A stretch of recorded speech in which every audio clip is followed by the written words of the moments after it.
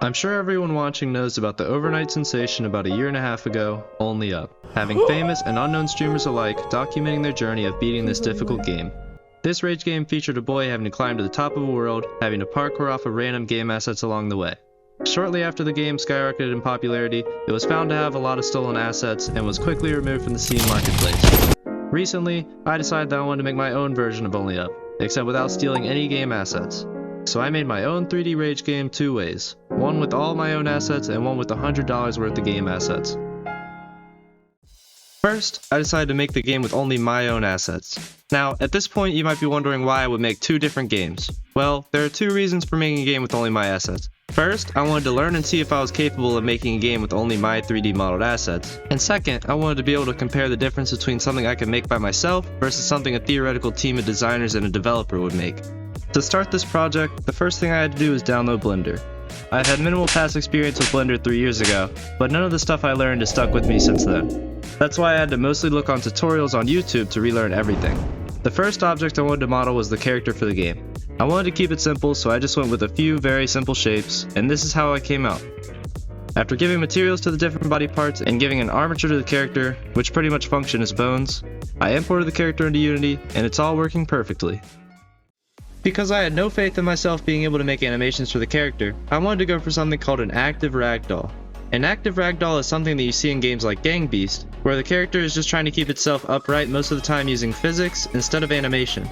Unfortunately, finding information on how to achieve this online is much harder than I thought, so I eventually ended up just making the character run around as a full ragdoll, as this was the simplest solution that I came up with, and I'm very lazy. Now, the character looks fine, but if you haven't noticed, the scene looks pretty bland. I mean, it's just the character running around on a floating square. That's why I started working on modeling the obstacles that the character will be jumping on. In Only Up, the boy jumps off of random game assets to get to the top. But since I don't have the time or skills to make this many well-designed assets, I decided to make much lower quality objects. The first object I modeled was this mushroom, and then the starting island the player is going to spawn on. After making these two models, I imported them into Unity and made sure they were all working fine. And after I made sure those worked, I designed the rest of the models, being these 3 pipes, this donut, and this trampoline. Next, I made the path that the player would have to take to the top, made 2 different types of trampolines, one that works like a normal one and one that launches you however high I want, and made some rotating objects as well, and I was finally done. Now, with the finish of the first game, it is obvious that the 4 hours and 44 minutes of modeling time is A, a lot of time to spend on modeling, and B, especially when it turns out looking like absolute garbage. So, I went to the Unity Asset Store for the New Year's sale and picked up 2 asset packs for $94.95 to completely make over the game. I know this isn't $100 like the title said, but I needed that sweet spicy clickbait, you know? I then spent a good 8 hours creating a new map with the bot models and also used this asset pack to add in outlines, shading, fog, and stylized water, and here is the final result. Would I say that these packs are worth it? Definitely. A side-by-side comparison of the games I made, with the exact same programming, shows exactly how much better paid assets look than whatever I could make. And it would have also taken so much less time without the modeling time.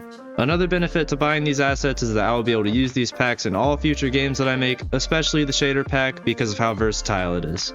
Thank you guys for watching. If you want to play either of these games, the link to them is in the description of the video, so please go check them out because I think they're pretty fun and definitely not rage-inducing. If you want to get early updates on video releases, live streams, and games that I make, or you just want to hang out with the community, then please also join the Discord that's in the link in the description. Once again, thank you guys for watching, and I'll see you in the next one.